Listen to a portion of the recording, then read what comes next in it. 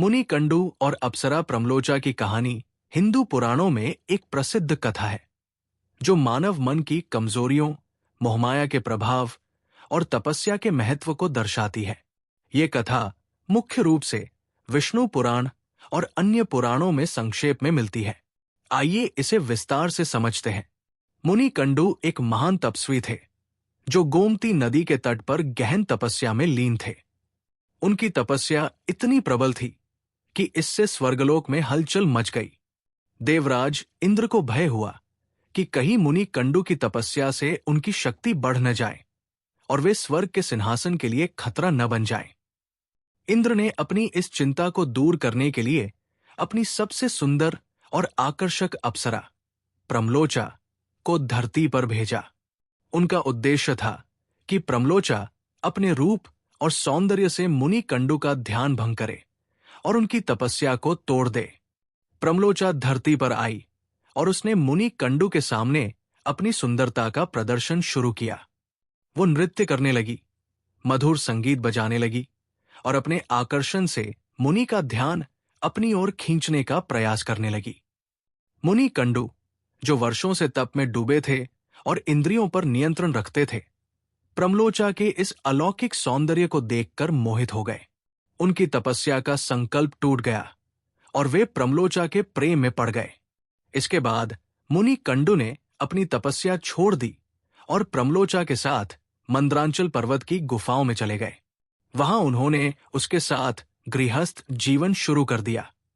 कहानी के अनुसार मुनि कंडू प्रमलोचा के सौंदर्य और प्रेम में इतने डूब गए कि उन्हें समय का कोई भान नहीं रहा। वे दिन रात उसके साथ भोग विलास में लीन रहे। प्रमलोचा भी इंद्र के आदेश का पालन कर रही थी, लेकिन समय के साथ वो मुनि के प्रेम और उनकी शक्ति से प्रभावित होने लगी। जब भी प्रमलोचा स्वर्ग लौटने की बात करती, मुनि कंडू उसे रोक लेते। वे कहते, हे सुंदरी, अभी कुछ दिन और रुक जाओ। प्रमलोचा को भी मुनि के क्रोध या शाप का भय था, इसलिए वो उनकी बात मानती रही। इस तरह पुराणों के अनुसार ये सिलसिला लगभग 900 वर्षों, कुछ जगहों पर 907 वर्ष भी कहा जाता है, तक चलता रहा। इस दौरान मुनि कंडू ने अपनी तपस्या, पूजा पाठ और आध्यात्मिक जीवन को पूरी तरह त्याग दिया।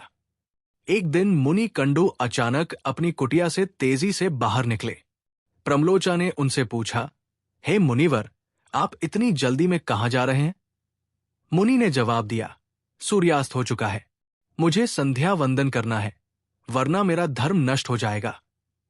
ये सुनकर प्रमलोचा हंस पड़ी और बोली, हे मुनि, आपको ये कैसे लगता है कि आज ही पहली बार सूर्यास्त हुआ है? मेरे साथ रहते हुए तो आपने कभी संध्या वंदन नहीं किया। क्या आपको पता है कि कितना समय बीत चुका है? प्रमलोचा के इस कथन से मुनि कंडू को झटका लगा। उन्होंने पूछा, कितना समय बीत गया? प्रमलोचा ने बताया कि वे लगभग 900 वर्षों से एक साथ हैं। ये सुनकर मुनि कंडू स्तब्ध रह गए। उन्हें अपनी भूल का एहसास हुआ।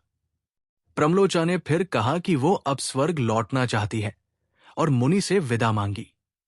सत्य जानने के बाद मुनि कंडू को गहरा दुख हुआ और साथ ही क्रोध भी आया। उन्हें लगा कि प्रमलोचा ने उन्हें धोखा दिया। अपने क्रोध में उन्होंने प्रमलोचा को श्राप दे दिया कि वो स्वर्ग छोड़कर पृथ्वी पर भटके। लेकिन कुछ कथाओं में यह भी कहा जाता है कि मुनि ने अपने आप को दोषी माना और प्रमलोचा को जाने दिया। प्रमलोचा डर के मारे कांप रही थी और उसका शरीर पसीने से भीग गया था। इस बीच प्रमलोचा के गर्भ में जो संतान थी, वो उसके पसीने के रूप में बाहर निकल आई।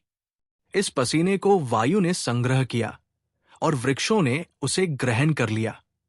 सूर्य की किरणों से पोषित होकर उससे एक कन्या का जन्म हुआ, जिसका नाम मारीशा रखा गया। मारीशा को मुनि कंडू, वायु और सूर्य की संतान माना गया। इसके बाद प्रमलोचा स्वर्ग लौट गई। मुनि कंडू को अपनी गलती का गहरा पश्चाताप हुआ। उन्होंने महसूस किया कि मोहमाया ने उनकी सारी तपस्या नष्ट कर दी। इसके बाद उन्होंने फिर से कठोर तपस्या शुरू की और अपने आध्यात्मिक मार्ग पर लौट आए।